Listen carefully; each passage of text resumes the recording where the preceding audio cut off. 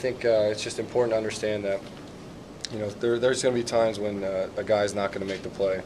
You know, a lineman might not make the block, or a receiver might drop a pass, but then there's going to also be times where I'm going to miss a guy or something like that. So you can't jump down a guy's throat if he makes a bad play, because then what am I going to do when I miss him when he's open? Is he going to, you know, am I going to let him jump down my throat? So you just kind of have to create an environment where you just keep supporting and encouraging each other, regardless of what's happening, just kind of staying positive. Yeah, it was really balanced. I mean, the offensive line really took control of the line of scrimmage. We were getting a good push, and the running backs were doing a great job of keeping their feet moving. So, you know, and then we were able to pass off of that a little bit. So, you know, anytime you're moving the ball like that, the line of scrimmage, and the defense kind of creeps up, and then you have your opportunities to, you know, take your shots over the top. So, and which we did. So, you know, like you said, it was definitely a good balance. I was one of the last guys to come in off the field, and as I was coming in, everybody was kind of cheering him on or whatever, but it was such a big crowd, I couldn't really see him dancing or whatever. Okay. But he said earlier in the week, and he was very serious at this time, he said he wasn't going to dance or anything until we had gotten the job done.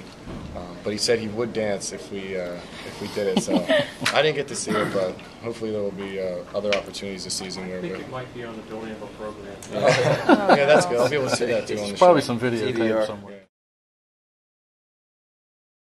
He made a tremendous play. At first I was worried that I overthrew him, but I mean, Kris is so smart.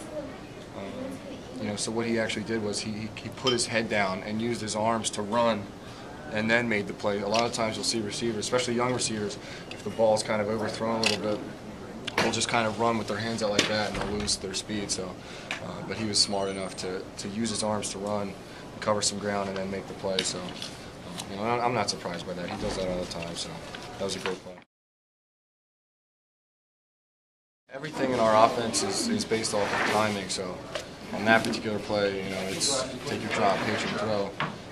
But he had to kind of negotiate his route a little bit based off of you know, the corner, how he was playing it. So that was the initial pump fake, just to kind of you know, he wasn't exactly ready at that point, so it was just kind of a little hitch to buy a little time, and then the second hitch I was able to get it out there. I mean, and that's also that's a great thing in football, especially if you're the quarterback. When you release it and then you get drilled and then you're on the ground, you can just hear the crowd yelling. That's always a good feeling because you know it was a good play. So, you know, Dontrelle did a great job of you know, beating his guy and selling the pump there and then making the catch. So, you know, and that's also routine for him. He does that all the time. So hopefully we can continue to do that.